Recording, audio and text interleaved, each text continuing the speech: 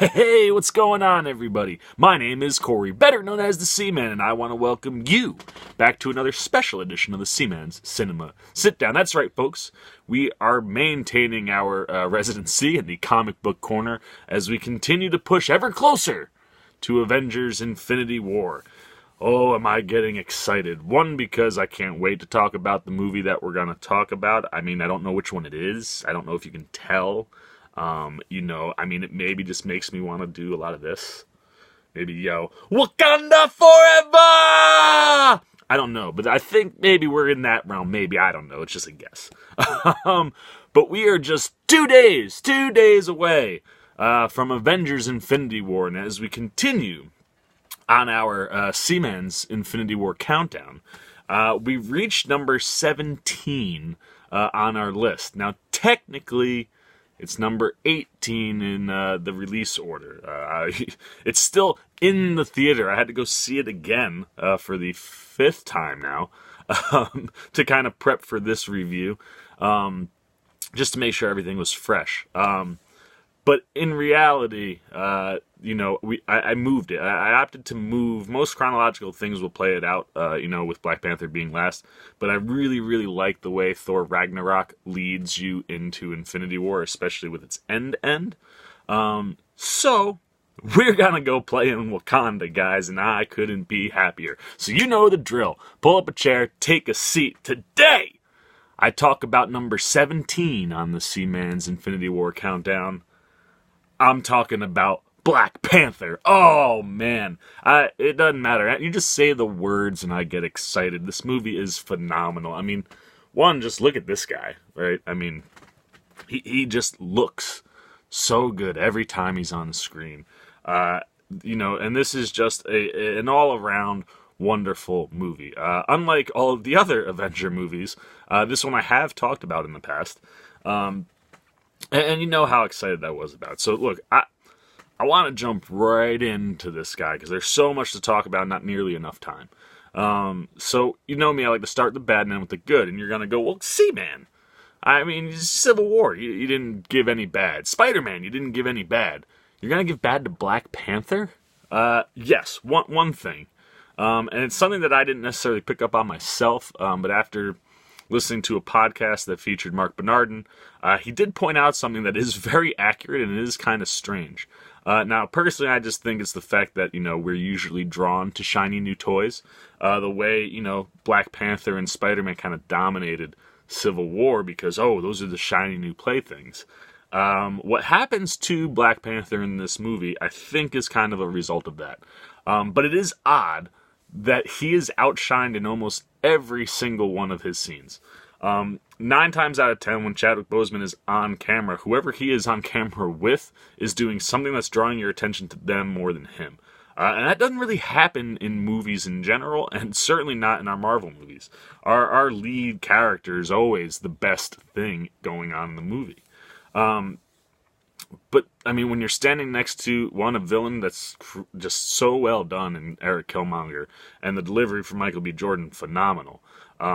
You can't just help but be like, oh, man, this is something new. 1, it's a good villain. 2, Michael B. Jordan, new to the world, and you love everything that his character is doing. And you just get drawn to what he does. And nothing against Chadwick Boseman, but I think Michael B. is also a little bit of a better actor. That's just natural. And then the other thing I think really pulls a lot of attention away from him is Shuri, his sister. Letitia Wright plays Shuri, and she was the surprise of the entire movie. Did not see her coming, or being as, impactful as she is. So those, are the 2 big ones. Most of his other scenes, I think he's pretty much on par. The Dora Milaje, when he's with them, or with Okoye especially, there can be times where Okoye can steal stuff, but she's not really on screen all that often directly with Black Panther. And it's just odd, because you don't usually see that with a main character. And it's not all the time. Like I said, I think he's on an even playing field in most of his scenes. Shuri and Killmonger are really the ones that steal the show from him. But he does have one. He is coming around to his second go in the ancestral plane. Chadwick Boseman does very, very powerfully take control of the whole movie and just go, oh, okay, yeah, no, this is still his movie. So there is that, but it is odd that, you do kind of lose him in the shuffle sometimes because you're just so impressed with everything else that's going on. Not to say that anything with Chadwick Boseman or his delivery is bad. It's all great. It's just there are shinier toys to look at. So it's not like a detriment, right? Because those shiny toys are so awesome. We're going to talk about all of them. But it is odd that, you kind of pull away from the main character. So that being said, let's get that out of the way. No more bad talk about this amazing movie. And it starts right at the very top with the man who was given the task. Ryan Coogler. Good God, man. I love this guy, right? I mean, Fruitvale Station, Creed, phenomenal movies. Both feature Michael B. Jordan. And you can tell the two of them, there's something special when they get together. Because, like I said, Killmonger blows you away in this movie. But like everything Ryan Coogler is doing in this is just phenomenal. The thing I love the most is that he's able to make a Ryan Coogler movie. When you go through this movie and you get to the end, the things that Coogler likes to talk about in his films and the things that he is definitely drawing attention to in this movie all play, and you get a Ryan Coogler movie. This doesn't just feel like a normal Marvel movie. All right, look at the box office numbers. Look at the way people are freaking out about this movie. It's not a normal Marvel movie because of that. And Coogler does it, but he does it in a way where he's never shoving it down your throat, right? Like, any kind of political or social justice comment that he makes just plays within the story, and he does such a good job of taking what he wants to do and, blending that in with the Marvel formula to create a superhero movie. And it is a Marvel superhero movie, but it is a very poignant Ryan Coogler film. And what he does, I mean, the concept of taking Wakanda, right, which is just isolated from everything, and having a character that is part of that community but lives outside of it, and bringing that in, such an awesome dichotomy to see this, this country of, African people who are completely blind to what's going on social injustice-wise in the rest of the world because they're hidden. So now you take someone from Oakland, California, and you insert him into that world, and man, what a complex story that just allows Coogler to deliver all these really poignant messages, but never making it feel like it's just forced in your face, like, oh man, get it. Like, it's not. It's just there naturally because of what he does with the story. By inserting Killmonger, he's able to talk about all the things he wants to talk about and not lose the fact that this is a Marvel superhero film. And I love that. Then, I mean, just the way that he mixes African culture into this movie with modern day stuff. I mean, the baseline of this movie is the drums. They're so good. The African drums are just everywhere in this movie, and I love that as a baseline. But it merges in with, score concepts that are more modern, more up to date. It merges in with a couple songs off the soundtrack, but blended in so well. Even the soundtrack itself, which is produced by Kendrick Lamar, uses the African drum and the sound of Africa, and you just feel that through the whole thing. Then add on top of it just the beautiful colors and wardrobes and look, and you just have this really rich cultural movie that we don't get to see a lot. I mean, it's not a misconception to say that unless you're going to see a quote-unquote black movie, it's very rare that we get a mass popular movie with a majority colored cast that just dominates and just brings such a fresh breath into the whole film, community. And that's what this movie is, man. It is so different from things that we've seen, and it's so fresh, and just that mixture of African culture with modern themes and stuff that Coogler pulls off is wonderful. Wakanda, come on, I mean, Wakanda forever! We started there. This is, outside of the acting, this is what, steals the movie. Wakanda is gorgeous, man. I love the conceptualization of this city, or of this country. We play in a lot of it, and I still feel like there's a ton to go explore, in future Black Panther movies, and I hope that we continue to keep Black Panther in Wakanda. because that's where he is in the comics most of the times, and there's just so much good stuff. I love the look, right? The look is so unique. It's so modern and technologically advanced, but it's also so primitive. And that mixture, when you're flying through the city, you can see these buildings that look so primitive, but in reality, they are, they have all these crazy technological advanced looks to them. So when you're flying around, you're playing in Wakanda, it's just wonderful. I love the use of vibranium in this movie. We've always thought, oh, vibranium makes Cap's shield. Well, Wakanda can use it for so much more, and the technological stuff and just everything that evolves around the vibranium and all the uses they have for it, and the way vibranium plays into the culture of the Black Panther. The plants that give it, like, yeah, I guess they're not vibranium plants, but it feels like everything that is kind of coming from that source. Just all of it's so cool, man. The way they strip away his powers and give them back to him. I just love what they do with the vibranium and utilizing it more than just Cap's shield or his outfit. I love that this is not everything else that this movie is. It is also just a coming of age tale of our lead. We get to watch him become king, not once but twice. And by the time he does it the second time, he really is king. The action sequences in this movie are phenomenal. You get that opening scene with T'Challa where, he's like, I never freeze. We get to find out that I was talking to Nakia, his ex-girlfriend, who's played by Lupita Nyong'o. And I love that. There's just such natural humor. So much more than what I expected in this movie. That just flows between, T'Challa and his friends, Okoye and his sister Shuri, and Nakia, and just like the way they all interact, and that opening sequence just lends itself to just really easy comedy, and it looks amazing, right? The way he throws those things to take out the cars, the way he's up in the tree, real Black Panther-ish, and it's like, oh, and then, the thing I love more than anything about Black Panther, the way he just walks through bullets. All of that is just so wonderful in that opening sequence. And, we even get a little bit of Okoye because Black Panther freezes. She does show up and saves the day with taking out the last guy. But all that action, the way he moves in this, the way he fights is so wonderful. The Korean car chase scene with Claw. Korea just in general, right? First, the scene in the casino.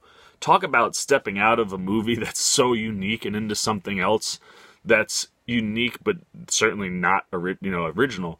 But it adds this kind of cool added element to, like, we haven't seen like a Bond moment in a Marvel movie, and the casino scene feels like we're all of a sudden in a Bond movie. I love the way they're talking to each other through their communication earpieces. I love that Okoye hates that she has to wear a wig. I love the look of all three of them as they go into the casino.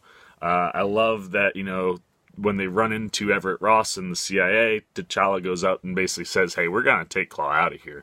And then walks away, leaving his winnings on the table, or his bet on the table that ends up winning. And that leads to something we'll talk about in a different video. But then in the action, when they finally figure out that, Okoye might be somebody, and they just start fighting, just the way that she moves, she dominates the casino scene. Oh my gosh, man. The way she twirls the spear around, and just her portion of the action is so amazing. And then, again, it's more of what Black Panther looks like, right? As Black Panther's just kind of jumping around, they catch Claw. And then the chase sequence that follows is amazing. Oh my gosh, the colors of the city as they run through. The way that Shuri's technology allows them to they can throw these beads on like an automobile, and she can pilot it from Wakanda, which is awesome because it leads you into these situations where she doesn't have to worry about getting shot. And you just get these great looks and action, driving sequences. The technology in his Black Panther suit that allows him to absorb and redistribute energy gives you that beautiful shot of him jumping off the car, flipping, and him landing. And Shuri's even like show off. That whole scene's so much fun. And then when they finally get into where Claw is, man, the way he turns the car, the way Black Panther turns the car with his claws, the way I love when Claw blows up his car, that Shuri just immediately drops and is like, oh no. And then Black Panther, you get that scene from the trailer, runs across the building, comes down, takes off the tire. But then I also love that, during that sequence, it's not just Claw and Black Panther. Okoye and Nakia are also in a chase sequence with the other guys, and you get this dope scene where Okoye is like, "Yep, I'm gonna get on top," and she throws her spear, and the spear lands in the ground, and it goes through the car and then impales the car. And then when their car gets blown up, I love that she's able to grab her spear to kind of pin Metal down so she can stop. And Nakia just comes sliding up in the driver's seat of the car because it's so low to the ground. So, I mean, that whole sequence, so much fun. All of the challenges for the throne, both M'Baku versus T'Challa and T'Challa versus Killmonger, just epic feeling scenes. The first challenge sequence, just having the entire nation of Wakanda up on the mountainsides dancing and all doing the oh man, just so the look of that, and it just builds this feel. Again, the African drums and the tension. And then the sequence between him and M'Baku is awesome, man. It's a really good fight sequence that goes back and forth. M'Baku just showing his raw power, played by Winston Duke, who's amazing in this movie.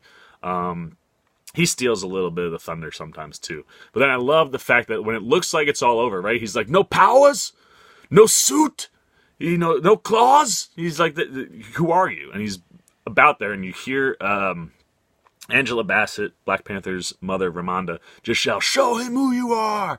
And he's like, I am T'Challa. And he oh man, Chad takes that scene over in that moment. And then when he gets him into that kind of lock and is like, look, I could kill you right now, but don't make me kill you. Your people need you still. Tap out. And he does. And that kind of creates a great relationship to play with M'Baku and T'Challa later on. And then, of course, the Killmonger scene. Look, we haven't talked about it, and we will. But one of the things I love that they do with Killmonger is the way the camera's positioned, the way the surrounding cast around both him and Chadwick are. It really does make it seem like they're the same size, even though Michael B. Jordan's a little bit taller. They feel pretty comparable. Like when they're on screen, they seem to be kind of matching up in the same places. And then even in the fight sequence, they don't seem like there's that much height difference. But then the camera angles change when Michael B. Jordan takes his shirt off, and you see how much bigger he is than Chad. And he's not like a muscle-bound freak. He is a lean, very shredded up, big dude. And he, certain angles, it's like, oh, he's not that far off from Chad. But then you see some of the close-ups, and like I said, the camera angle switches.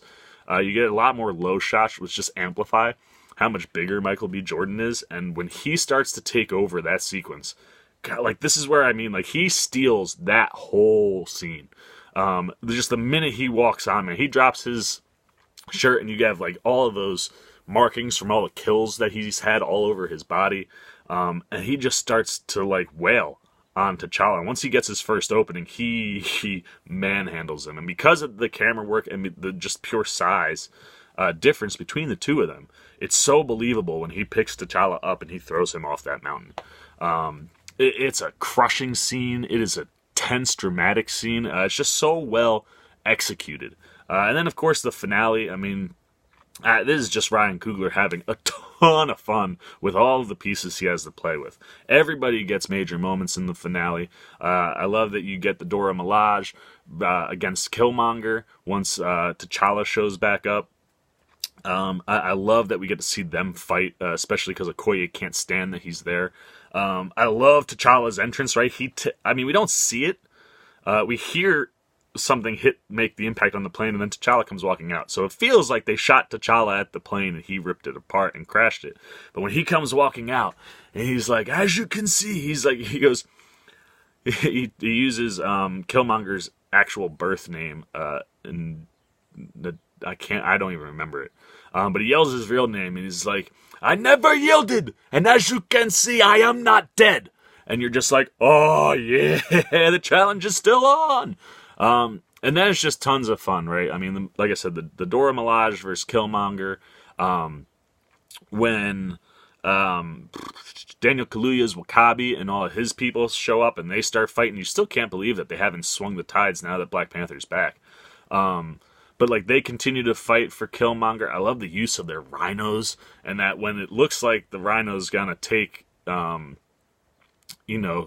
out, you get Okoye stepping in front because she's in love with Wakabi, and the rhino stops and just licks her face. Again, like I said, just having so much fun. I love that we get to see Shuri out in action. She has these energy blasters that she shoots at Killmonger. I love the usage, again, of both the suits just absorbing energy and redistributing it. Killmonger uses it, T'Challa uses it in a Matrix kind of style where he blows off 25 people off his body. Just gorgeous. And then the scene down in the mines, using the technology and just the action. I mean, they're fighting while they're falling, Killmonger and Black Panther, and that's gorgeous. And it's just so much fun. And the action in this movie is great. And the other big thing that Coogler does is this ancestral plane. It is so beautiful, just the look of it. And then I love the dichotomy between Killmonger's version of the ancestral plane and what T'Challa gets. T'Challa gets this big African open plain, right, with the tree and all the Black Panthers in it. And you get these wonderful moments. And then, then you get Killmonger goes back to the apartment where his dad was murdered. And where he grew up, and he has a conversation as a kid. I mean, it looks like he's a kid most of it. And, his dad even says, no tears for me, because T'Challa cries right away. And most people, I think, have that experience when they go to the ancestral plane. And he doesn't. He's like, I mean, you died. Everybody around here dies. That's the world that he lives in. And then it swings to Killmonger, and then he has the one tear running. And it's just gorgeous. But you can see the ancestral plane on the outside of the apartment. I just love the way that Coogler kind of does that. Now, we haven't covered enough. We got to get into what really works the best in this movie, and that's its characters. Black Panther, T'Challa, played by Chadwick Boseman, wonderful. First, I love that we get way more T'Challa than Black Panther in this movie. I love that. We see him out of the costume. It's almost a 50-50 split, even if not even a little more than in costume. And I love the character. I love the continued growth of his character, right? From Civil War, he got to a place where he was able to let revenge go. And now in this movie, it's figuring out how to become a leader. Like I said, when he goes to the ancestral plane that first time, and he has that conversation with his dad, and one, he couldn't save his dad. Two, he clearly wasn't ready for his dad to be gone. And he kind of says that, and he drops to his knees. He's like, I just don't know how to do this. And his father's like, stand up. You are a king. And you're just like, oh, man. That power that it just gives. And then he's talking. He's like, I don't know if I can do this without you. I don't know if I'm ready. And he's like, look, you're a good man. He's like, you're a good man with a good heart. And it's hard to be a good man and be king. But you can do it. I know that you can. You just get this really heartwarming, touching moment that kind of leads into what happens the rest of the movie, where it's this kind of, I got to figure out how to be king. And the arc that he gets in the movie as T'Challa, wonderful. By the time he comes out the other side and realizes that, hey, you guys were wrong. One, we shouldn't have left Eric. Dad, you shouldn't have left Eric in Oakland. You should have brought him home. And two, all of you are wrong, because we shouldn't be hiding and keeping all of this technology to ourselves. We should be helping the world. And to get that full arc for him is wonderful in the film. And that moment, that second time in the ancestral plane where he tells everybody they're wrong, that is Chadwick Boseman's moment in the movie. Just in that moment, I was sitting there because I was actively thinking about Bernardin's comments, and I was like, nope, that one right there. He owns that scene, man. You get chills listening to him tell the ancestors that they were wrong and that things have to change if Wakanda's going to move forward. So I love that. And like I said, I love seeing him become king and then really becoming a leader and king by the end of the movie. As I said, the action sequences are amazing in this film. The way he moves is just, again, building off of what happened in Civil War, and then the technology advancements, right? I love that after Shuri calls him out and goes, "What are those?" wearing his sandals, just that natural humor in the movie, that she gives a new, footwear for his Black Panther suit, and she's like, they're completely sound absorbent. And you remember in Civil War, he's quieter than everybody, but you can still hear him running. And this one, he does it, no matter how he hits his foot, no sound. And she calls them sneakers because I love that. But yeah, just the advancements to his suit in general, and the way he moves, the way that he doesn't have any sound to his movements, the way he uses his claws, like I said, to steer the car, to take the wheels off. During the interrogation sequence when they have caught, he dives on a grenade because his suit can absorb energy. beautiful callback to Captain America when Cap jumps on the fake grenade.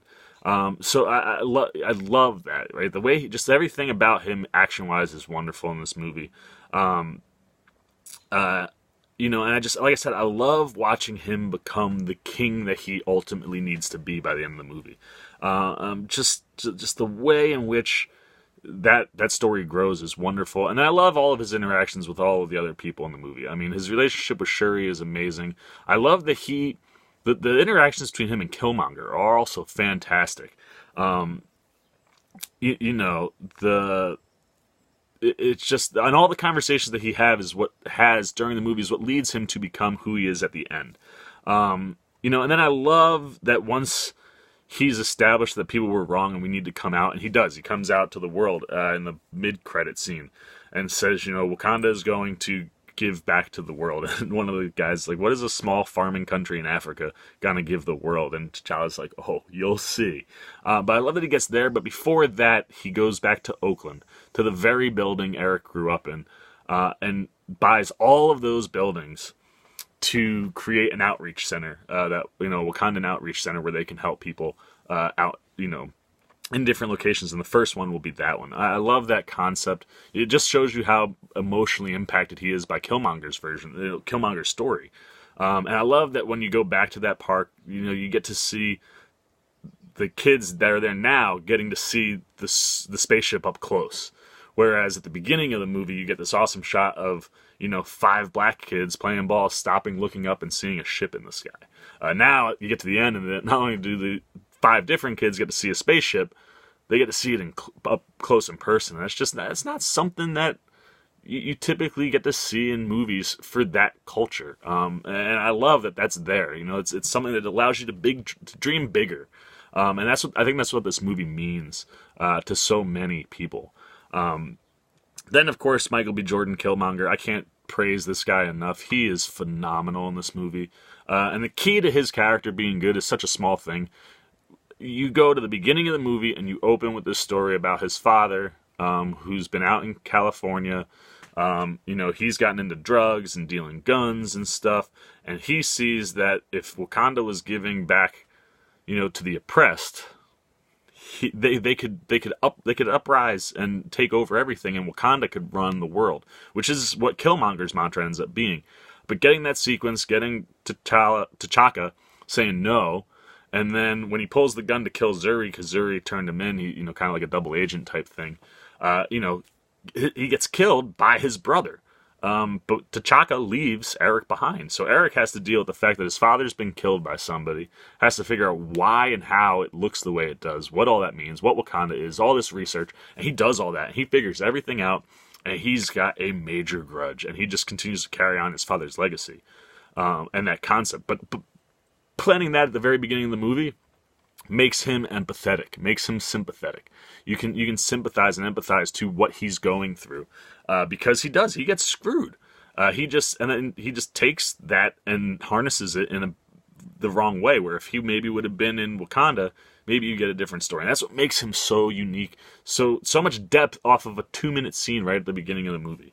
I love that his swag. Oh man, he's got so much swagger in this movie, man. The very first time we see Michael B. Jordan, he's got that denim jacket with the fur on, like that on the inside lining. The way his hair is, the sunglasses he's wearing, the 4 gold teeth he has. I just love the way he owns that first scene, man. When he's talking to the woman and kind of hints like, hey, you're not even paying attention to what you put in your body, and you find out that his girlfriend is working at the coffee stand, who he then poisoned the drink so she dies. And when they're kind of leaving after him and Claw take the vibranium, he's looking at a mask, and Claw's like, "Don't tell me that's vibranium. That's a Wakanda. That's vibranium or Wakandan too." He's like, "Nah, I'm just feeling it." And then that's the mask he wears when they break Claw out. The way he carries himself is just so cool. Like, I want to be Michael B. Jordan, man. That dude is so smooth. I love his ruthlessness too. Like he just kills his girlfriend, which some people didn't like. To me, that just amplifies the fact that this is all about him. It doesn't matter who else is around. I love that, like I said, I love how he dominates T'Challa at the beginning, and he, when he is first becoming king, he talks about, like, if we gave our weapons to the oppressed, we could take over everything, and then we could run it the way the world's supposed to be. The exact words his father uses to T'Chaka. But I love everything about him, right? When he comes into that throne room, the camera's spinning and it's upside down, so it's just got this, it's like the world is upside down. I love everything about that. And his ending, look, when he finally does get killed, it's this beautiful thing where he just goes to the base, and it's like, my dad said that Wakanda had the most beautiful sunsets. Can you imagine being like this kid running around in Oakland believing in fairy tales? And T'Challa obviously has been emotionally affected by this story the whole time. He brings him out so he can see the sunset, and he goes, wow, like, that is beautiful. And T'Challa's like, look, I think there's still time, like, we could save you. And he goes, why? So you can lock me up? He's like, nah. Bury me in the ocean where my brothers jumped off the boats, because even they knew that death was better than bondage. And that's the big one, man. That's the one that hits you in the chest. That's the impact moment, and it does. It holds so much weight, and Michael B. Jordan delivers that line so well. That whole scene is just, I love everything. I hate that Eric Killmonger is dead, because he's so unique and so amazing. Then Shuri, Letitia Wright, like I said, is amazing in this movie. I love her relationship with T'Challa. So much natural humor. They feel like a big brother and little sister. I would love to know how much time they spent pre-movie, because their relationship is perfect. I love just the way she calls out, calls him out for things, right? Like his shoes, freeze, when he gets back to Wakanda, did he freeze? So I love their relationship. I love how smart she is. She's a teenager running all the tech in Wakanda, and the tech she makes is wonderful. Like the beads that allow her to remote control the cars, the way the suit works, the way it absorbs energy, the way, like, it's nanobots that are in a necklace so that you can always have it on you. If you hit it, they'll just appear. Just every scene that she's in, you just smile because she's so wonderful. Letitia Wright, for me, biggest shining spot of this movie, just steals the show. Just everything about her and the way she operates. I love her lab. I love the look. And like I said, the best part is her interactions with T'Challa. They're all just wonderful. And then she even gets a little action sequence of her own, as I mentioned in the finale, where she gets to kind of fight Killmonger for a little bit. And then, T'Challa comes, saves her, and that leads to the falling sequence, which is so cool, man. Watching two guys, I'm like getting sidetracked thinking about other things that I didn't talk about in depth, but like watching the two of them fall after that and fight leading into the like railway that they're in for the final battle, just so cool. But yeah, like I said, I love all of her tech. I love the way that she saves, saves Martin Freeman's Everett Ross, and kind of how she talks to him. They have some really funny sequences. So I absolutely love Shuri. Then Denai Guerrilla, who plays Okoye, and just all of the Dora Milaje as a whole. I love them. And that's the other thing. Like, people are talking about, like, this is a huge success for black film. And, to have a movie like this with with a full black cast, and this is also a movie about women, man. Just strong, powerful women. Like I said, Shuri's amazing. Okoye and all of the Dora Milaje, they're so strong, and they're terrifying, man. I would not want to mess with these chicks. But, I just love all their action sequences. I love the way they operate and move and work together. And then, Denai Guerrilla's Okoye is just wonderful. Like I said, she owns the casino scene. I love when she's fighting Killmonger. I love the way she uses her spear. And just what she brings to the character is just so much fun. She's so badass. I can't wait to see more of her in Avengers Infinity War. Same with Shuri. Then Nakia, who's played by Lupita Nyong'o. We find out, of course, she is the love interest of T'Challa. They were, at one point, kind of like in a thing. And she's just, again, just like, very much like Killmonger, just silky smooth in this movie, man. She's gorgeous. She's very strong. I love her fighting sequences. The ones that she has very early on in the casino and in the finale. I love the way they use her and her relationship with T'Challa, the way they play off each other. They have some really sweet, tender moments that are just wonderful. Then probably for me, outside of Killmonger and Shuri, the biggest pop in this movie is Winston Duke's M'Baku. He's amazing. He's big. He's powerful. Like I said, that fight with T'Challa is amazing. I love at the end that when all else fails, his Black Panther's mom and family are going to go to M'Baku. You're strong enough. You took it to T'Challa. You could beat Killmonger. We'll give you, the power of the Black Panther. And he goes, hey, I got your kid, man. He's in ice. He's in a coma. You should probably give that to him. I love that he does that. Like, they saves T'Challa, and because, and he says to T'Challa, he's like, hey, you saved my life by not killing me. Life for a life, we're even. And I love that, too, because when they have that conversation about, hey, can you come and help us fight? And M'Baku's like, look, nobody who's ever led the world has come up here. You're the first one, and now you're using words like we. Like, nah, man, I ain't wasting Jabari life for your causes.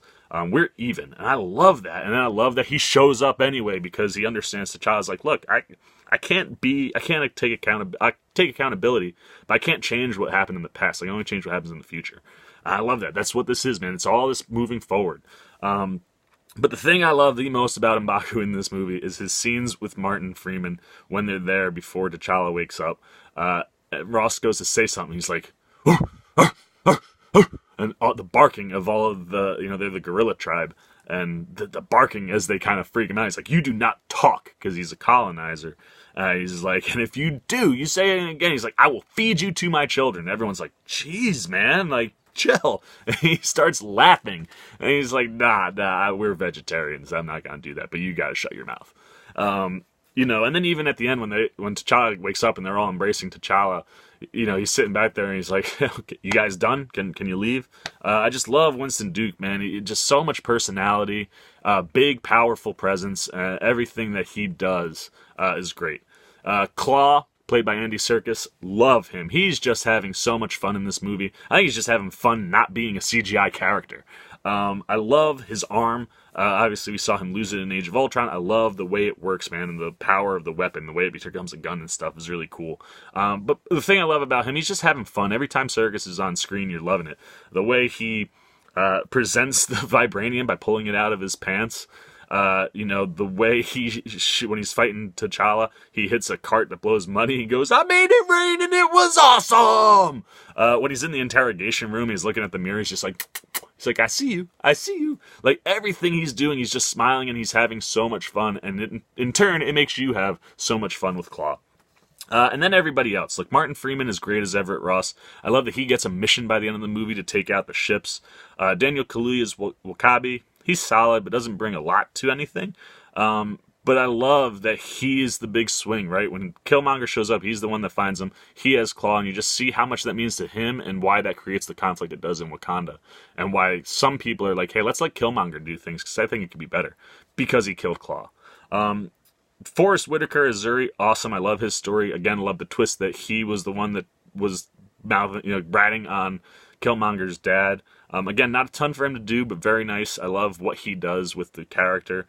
Sterling K. Brown, who plays Njobu, who is Killmonger's father, so powerful. Every scene he delivers, major punch, very, very poignant conversations.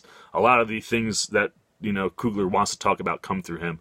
Love Sterling K. Brown. And then, of course, Angela Bassett as Ramonda. She's just the perfect queen. Very little, but what she does is wonderful. So this whole cast is a huge win, and this movie is a huge win for everybody. Oh, man, I feel like I maybe missed something, but I love Black Panther. That's all I got to say. What do you got to say? Hit the comments. Let me know what was good, what was bad, if there was anything bad. How'd I do? Give me a thumbs up if you liked the video, but hit those comments. Just tell me everything you got to say about Black Panther, because this movie's amazing. As always, if you're new, hit the subscribe button and the bell so you get alerts every time I make a new video, including the next installment and last installment, or second to last installment, of the Infinity War Countdown. For the C-Man Cinema Sit-Down, I am the C-Man. I am signing off, baby. Wakanda forever!